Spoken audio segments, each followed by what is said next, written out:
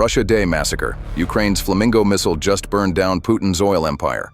At 0340 hours on June 12, 2026, the exact morning Russia was preparing to celebrate Russia Day, its biggest national holiday of the year, the sky over Nizhnekamsk in the Republic of Tatarstan lit up with a fireball that could be seen from satellites in low Earth orbit. Two of Russia's largest oil refineries, Taneko and Taif-NK, had just been struck almost simultaneously, more than 1,000 kilometers from the nearest Ukrainian-controlled territory. Within minutes, a third explosion tore through an industrial facility in Tolyatti. For the engineers on night shift, the first sign of trouble wasn't a siren. It was a low, droning hum in the distance, growing louder, followed by a flash of orange light reflecting off the refinery's storage tanks just seconds before the shockwave hit. This wasn't a drone. It was something Russian air defense crews had only seen a handful of times before, and every time, it had gotten through. The weapon responsible was the FP-5 Flamingo, a Ukrainian-built long-range cruise missile manufactured by the defense firm Firepoint, carrying a warhead estimated at over 1,000 kilograms, among the heaviest payloads of any cruise missile in active use anywhere in the world. With an effective range pushing past 3,000 kilometers, the Flamingo isn't fast. It's subsonic, jet-powered, and relatively cheap to produce compared to Western-supplied alternatives. But its size, its range, and its sheer mass on impact mean that when it connects, it doesn't just damage a target. It removes it from the production chain entirely. To understand why this strike landed with such symbolic weight, you have to rewind 48 hours. On June 10th, Ukrainian forces had already executed a wave of long-range strikes deep inside Russian territory, hitting the Kuibyshev oil refinery in Samara, one of the country's primary processing hubs, along with the VNIIR-Progress plant in Cheboksary, a facility that manufactures electronic components used in Shahed series attack drones and Russian cruise missiles. President Zelensky personally confirmed the use of Flamingo missiles in that strike. Satellite and ground footage showed the VNIIR-Progress plant engulfed in flames, with smoke columns rising for hours. The AVT-4 and AVT-5 primary processing units at Kuibyshev, the core distillation systems that turn crude oil into usable fuel, were confirmed hit, along with a major storage tank. According to Ukraine's general staff, the plant had stopped operating entirely. That alone would have been a significant blow, but Ukraine wasn't finished. Over that same weekend, Ukrainian forces launched one of the largest drone swarms of the entire war, more than 550 drones aimed primarily at the Moscow region, according to Russia's own Ministry of Defense, which claimed to have intercepted over 326 of them across 20 regions, including 12 in the immediate vicinity of the Russian capital. At the same time, Ukrainian drones struck the panorama of the defense of Sevastopol, a historic military museum in annexed Crimea, and hit the occupied port of Mariupol, forcing Russian authorities to slash nighttime train schedules across the peninsula because of the intensity of the air activity. Here's the part Russian air defense planners would rather you not think about too hard. Drone interception numbers sound impressive on paper. Hundreds shot down looks like a win. But every Pantsir S-1 battery, every S-400 radar operator, every electronic warfare unit pulled toward Moscow to deal with that 550 drone swarm is a battery not watching the skies over Tatarstan, 1,000 kilometers to the east. The drone swarm wasn't the main attack. It was the decoy.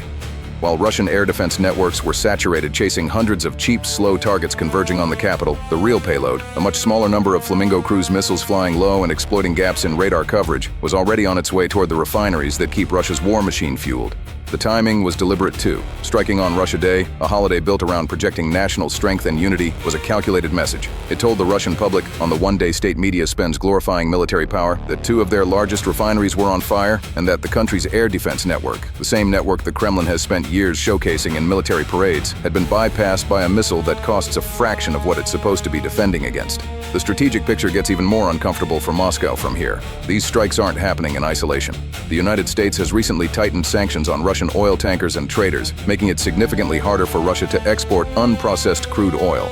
The Kremlin's workaround has been to push more of that crude through domestic refineries instead, squeezing every refinery, including Kuibyshev, to operate at higher capacity than ever, with some reports citing utilization above 95% following the launch of new deep processing units designed to handle heavy, high-sulfur crude. Russia made a strategic bet here. If you can't sell the oil abroad, refine it at home and sell the fuel instead. Ukraine's strike campaign is targeting the exact choke point that bet depends on. Every refinery that goes offline doesn't just cost Russia fuel. It costs them one of the last remaining channels for converting oil reserves into hard currency and battlefield diesel. Now for what comes next, and this is analysis, not confirmed fact, so treat it as an assessment of possibilities rather than a prediction. Russia has, in the past, responded to high-profile infrastructure strikes with retaliatory missile barrages against Ukrainian cities, often timed for maximum psychological effect. Just days before this latest strike, a Russian attack on the Dnipro region involved over 500 attack drones and 22 missiles in a single barrage, lasting more than 6 hours. If the Kremlin views the Russia Day strikes as a direct affront, which, given the timing, seems almost certain, analysts warn the response could come in one of two forms. The first is a proportional escalation, another mass drone and missile attack on Ukrainian cities, designed to dominate the next news cycle and erase the embarrassment of the refinery footage. The second, more concerning possibility involves Russia's longer-range systems, potentially including the Oreshnik intermediate-range ballistic missile, which Russia has previously used in a demonstrative capacity against Ukraine. A strike using a system like that would have less to do with military necessity than with restoring the narrative of Russian deterrence, after a day where that narrative collapsed on live television. There's also a diplomatic dimension that makes this moment particularly volatile. Just last week, President Zelensky proposed direct face-to-face talks with Vladimir Putin, an offer Putin rejected. Around the same time, a train derailment incident in Russia's Bryansk Oblast, which injured dozens of passengers, was blamed by Russian officials on Ukrainian sabotage, with the Kremlin framing it as evidence that Kyiv is undermining peaceful resolution efforts. Whether or not that accusation holds up, it tells you something important. Both sides are now building public justification narratives for continued escalation, even as back-channel talk of negotiations continues. The Russia Day strikes land directly into that environment, handing the Kremlin a fresh grievance to point to right as any momentum toward talks was already fragile. Strategically, the bigger story here goes beyond a single night of explosions. It's what the Flamingo missile represents for the trajectory of this war. Ukraine has spent over 4 years relying heavily on Western-supplied long-range weapons, with all the political friction that comes with every approval, every restriction, every debate in Washington and Berlin over what Kyiv is allowed to hit.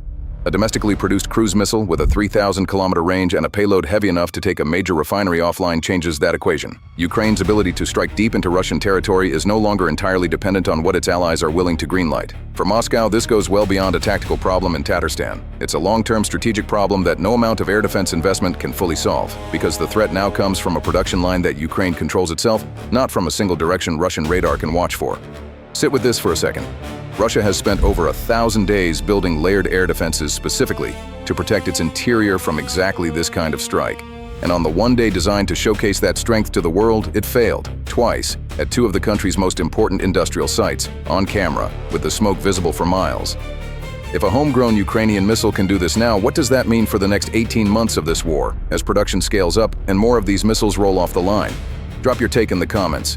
Do you think this changes the calculus in Moscow? Or does the Kremlin just absorb it and move on like it has so many times before?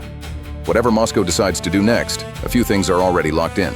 The refineries at Nizhnekamsk and Samara will eventually come back online. The smoke will clear, repairs will begin, and Russian state media will move on to other stories. But the message sent on Russia Day went well beyond a night's worth of burned fuel. It was a demonstration to Moscow, to Washington, and to every capital in Europe watching this war evolve, that the balance of long-range strike capability in this conflict has fundamentally shifted, and it's not shifting back.